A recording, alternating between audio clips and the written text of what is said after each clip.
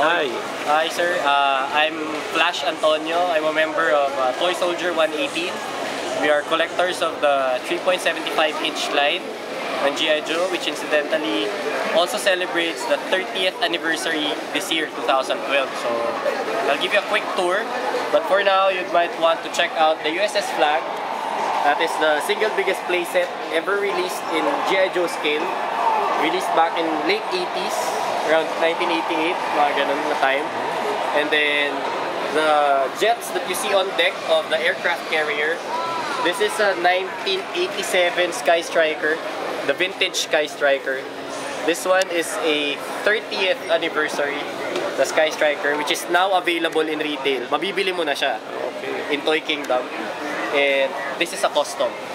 So yan, custom siya. So here, dito tayo. Check out.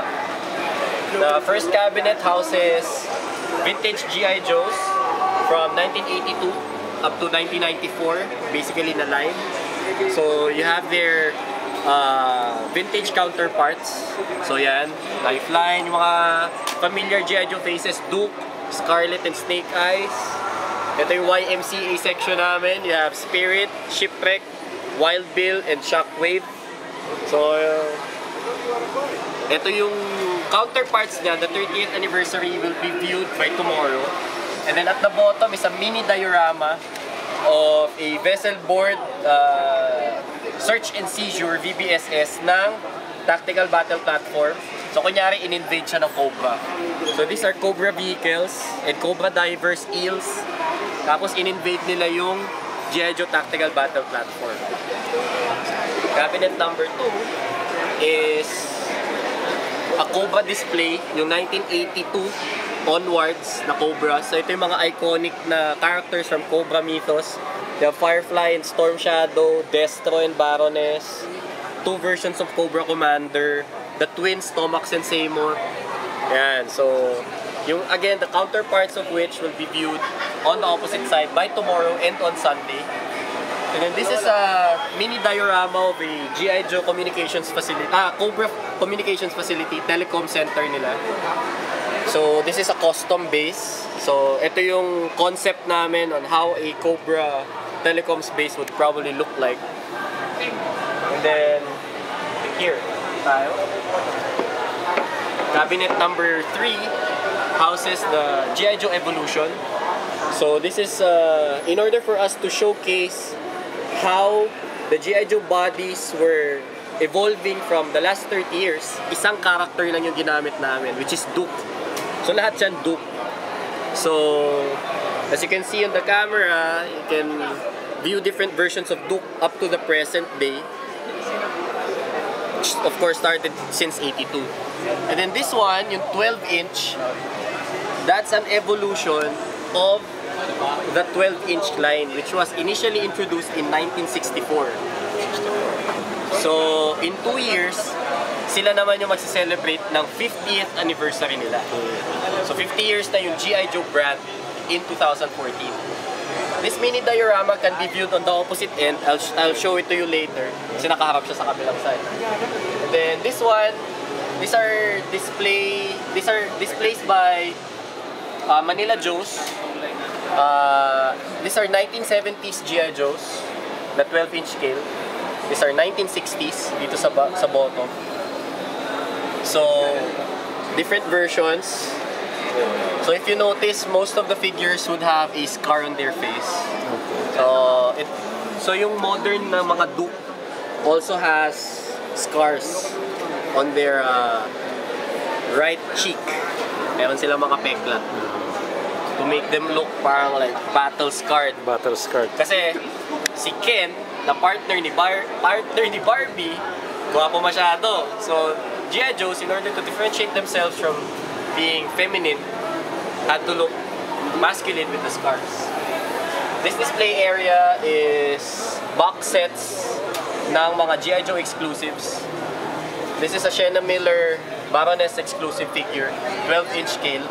This is a San Diego Comic Con Sergeant Slaughter action figure. Yan, so sa San Diego mo lang makukuha yan. And this is a vintage style body ng Valor vs. Venom. this is a mini diorama na ang theme niya is Arctic, so snow. So, ang kwento niyan, etong side na to, the ones that you see on the right side are the Russian equivalent of G.I. Joe, which is the October Guard. And then the guys on the left side are G.I. Joes in their Arctic gear. So, parang nag-meet sila. It's US and Russia. And ironically, since Arctic, parang siyang inside joke niya, the Cold War. Cold War. That's what. So, say US and USSR. Pero it's an in-joke. And then, this one is a G.I. Joe display. Mga memorabilia over the last 30 years. So, meron kayo makikita dyan ng mga coloring books, comic books, G.I. Joe number 1, dalawa. You have sticker albums, stickers, comic books din, convention exclusive Destro, commemorating yun dun sa movie. And then the mini diorama that you see here at the bottom are Generation 2 bodies. Ito yung mga nirelease ng 1992 onwards. Iba na yung katawan niya, pero it's still the same 3.75 scale. So if we go the other side, I can show you a couple more displays. Again, we are coordinating with Solar UIP. Sila po yung magre-release ng G.I. Joe Retaliation, the movie. So on this side is some more G.I. Joe memorabilia. This is G.I. Joe number 1. That's the very first issue of the G.I. Joe comic book. So, ganyan ang itsura niya. Antique na yan. Yep. And then, complete story of G.I. Joe. This is a book. And then, these are some more printed material. These are trading cards. Yeah, those are trading cards ng G.I. Joe. Ito, mga printed material, mga mini novels for kids. This is a collector set. It consists of 17 DVDs of every known series no cartoons. Cartoons ng G.I. Joe. So kinumpile yan in Compile. 17 DVDs. So it's like a DVD set, huh? Yep. Collector's item. Collector's item. We have dog tags here. You have a DVD of G.I. Joe the movie and Valor vs. Venom. You have some more print material. And this one here is a complete guide to G.I. Joe. It has information basically on every known figure released. Lahat ng gamit nila, yung mga accessories nila, vehicles, stickers, lahat. Everything's in there. It's like the Bible of G.I. Joe. Bible siya. So we refer to that from time to time. And then this display is from Rise of Cobra. Yan yung characters that were introduced in the first live-action G.I. Joe movie released in 2009, G.I. Joe Rise of Cobra. So since yung G.I. Joe Retaliation will be released in 2013, sabi namin it would be nice to show yung figures from the first movie para maalala ng mga tao na ayaw nga no, may lumabas noong 2009. So ito yan, so Storm Shadow, Snake Eyes, si Duke, si Channing Tatum, Sienna Miller as Baroness. So those are figures from the very first movie. That's Heavy Duty and si Break. And on this side, we have figures from Sigma 6. This is from Sigma 6 line. These are the G.I. Joes. And then these are Cobras. And then, this is a collection from one of our members. This line was actually discontinued. So wala na siya. Hindi na tinuloy yung line na to. It had its own cartoon and its own action figure line. This is a different scale. This is 8-inch. So it's bigger than 6-inch na usual action figures and it's smaller than this one. This is 12-inch. These are sideshow collectibles. These are geared for adult collectors. Very good scale, very accurate. It features nice gear, tsaka yung mga accessories nila. So very detailed ang design. Yeah, and then very good display pieces din pagdating sa bahay. So these are not your usual toys. Okay. Collector's item talaga. Yeah, collector's item.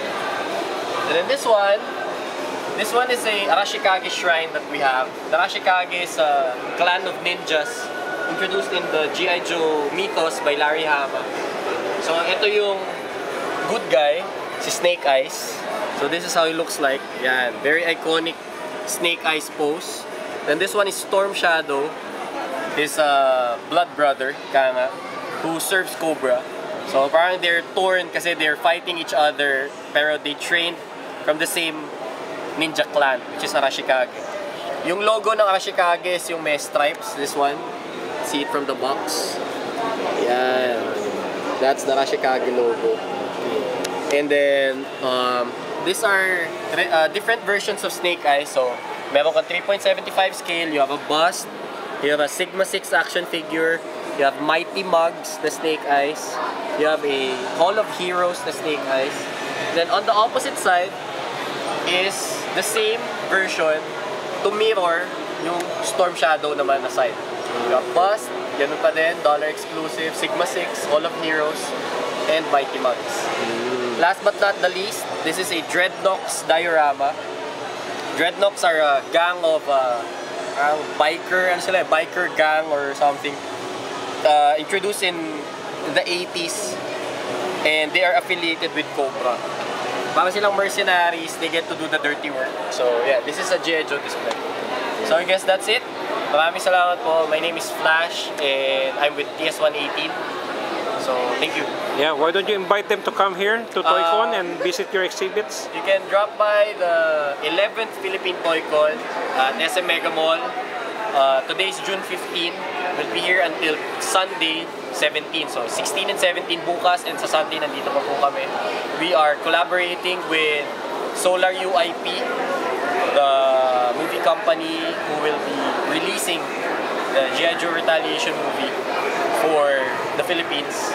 So sila po yung nag-provide sa amin ng area and the cabinet, so we thank them for that, and we invite all of you to check out our displays here. We have 2 more days. Hopefully this gets uploaded soon. Maraming salamat po, and yeah, we're from TS118. You can check out our site. TS118. TS118 Yeah. na yun. That's ts118.blogspot.com. And we have our Facebook site. That's facebook.com/ts118. So all of our updates are there. If you are a G.I. Joe enthusiast, yun, just join us. If you want to have geek talk over toys, yeah, magsama-sama po tayo. Thank you, TS118.